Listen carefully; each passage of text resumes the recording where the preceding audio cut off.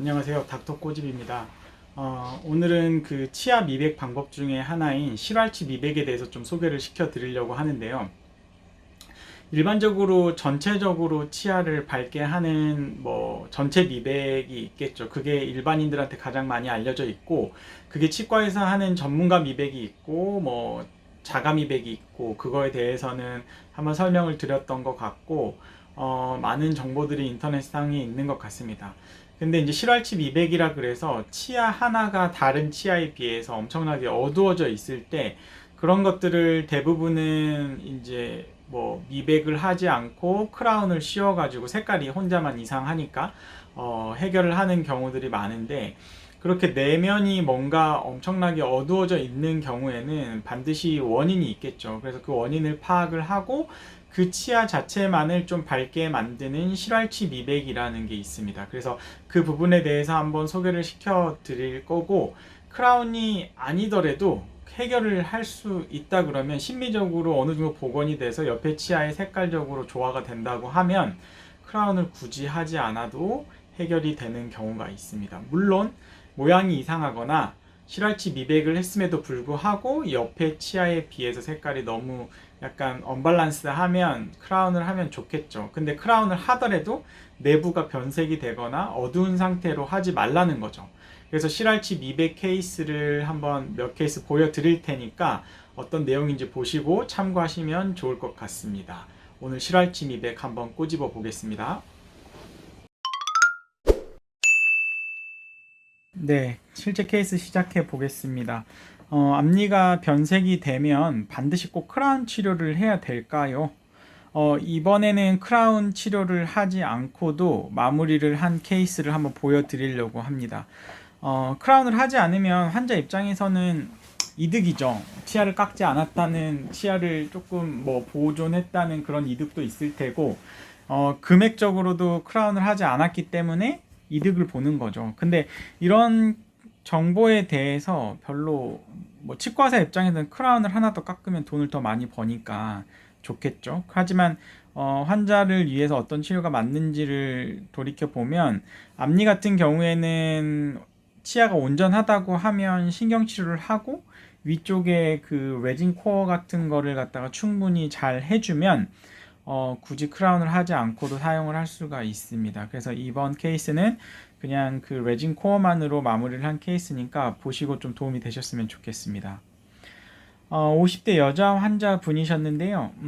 뭐 특별히 아픈 건 없지만 점점 치아가 어두워지는 것 같고 좀 안 예쁘다, 좀 치아를 좀 밝게 하고 싶다고 오셨어요. 그래서 실제 보니까 이 치아가 좀 색깔이 이상하죠. 이 치아를 좀 보면 뭔가 주변 치아에 비해서, 항상 치아는 지금 대칭으로 보셔야 되는데 이 치아랑 이 치아랑 모양이나 색깔이 비슷할 때 예쁘고, 또 이 치아랑 이 치아랑 두 번째 치아가 모양이나 색깔이 비슷해야 예쁜 거예요. 그래서 이런 좌우 대칭적으로 좀 보시면 내 치아가 원래는 어땠겠구나, 이렇게 좀 보실 수가 있으실 것 같고, 그래서 어쨌든 원인을 좀 봐야 되는데 이 치아를 좀 엑스레이를 찍어봤어요. 근데 엑스레이를 찍어봤더니 원래는 정상적인 치근이라 그러면 약간 이렇게 뾰족하면서 내부에 이제 신경관이 들어가 있는 이런 형태여야 되는데, 이 환자분 같은 경우에는 치근이 좀 이상하죠. 자라다가 말았어요. 그래서 이런 경우는 대부분은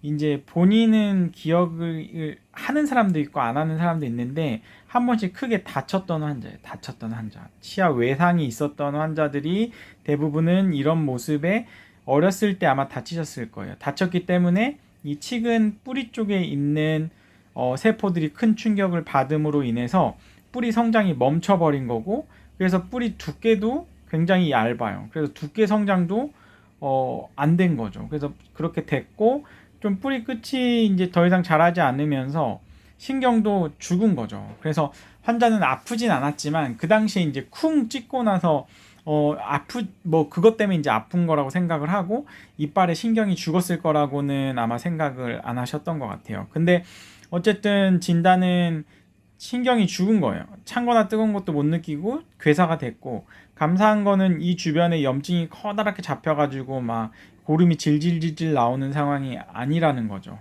그래서 치아가 변색이 됐고 치아가 괴사가 됐다.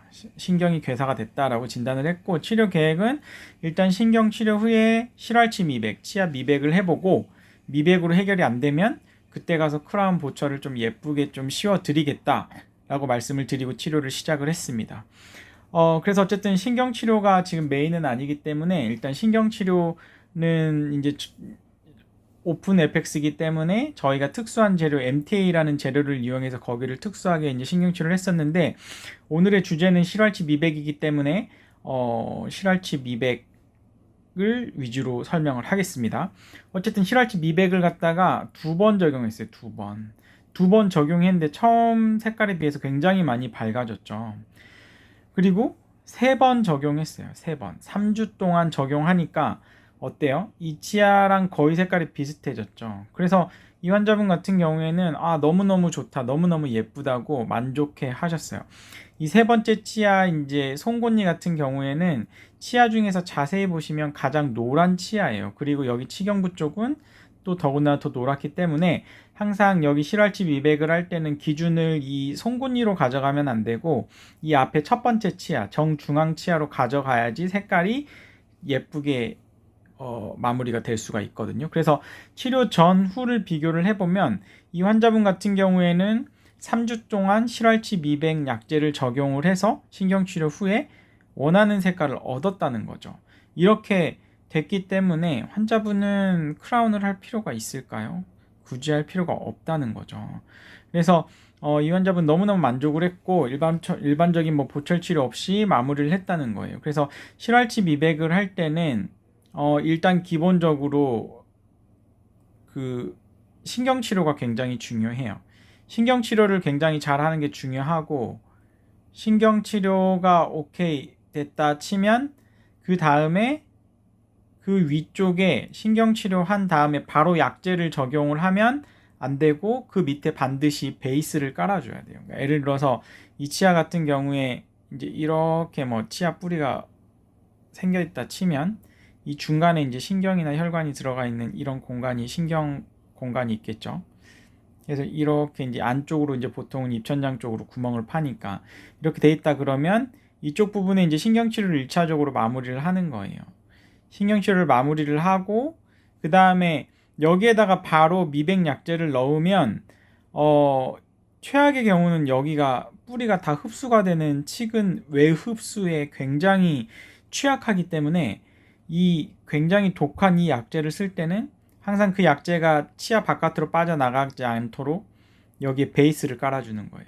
베이스를 깔아줘야지만이 되는 거고 이 베이스를 깔아줄 때는 마찬가지로 저도 굉장히 현미경상에서 여기에 기포가 안 생기게 접착이 잘 이루어지게 해야 되고 이게 잘못하면은 베이스를 또 위에까지 깔아줘 버리면은 그 약제가 이제 안 퍼져나가니까 치관부에 있는 색깔이 약제 적용을 해도 안 밝아져요. 왜냐면은 그 치아만 남아 있어야 되는데 그 치아의 겉부위에 뭔가 이런 베이스를 깐 뭐 보통 이제 글래스 아이오놈으로 많이 까는데 그런 게 이 벽에 묻어 있으면 여기 묻어 있는 그쪽에는 약제가 통하지가 않는 거예요. 그래서 밝아지지 않는 거기 때문에 이 아래쪽만 베이스를 깔아주는 게 굉장히 중요하고 그게 테크닉이 필요하다.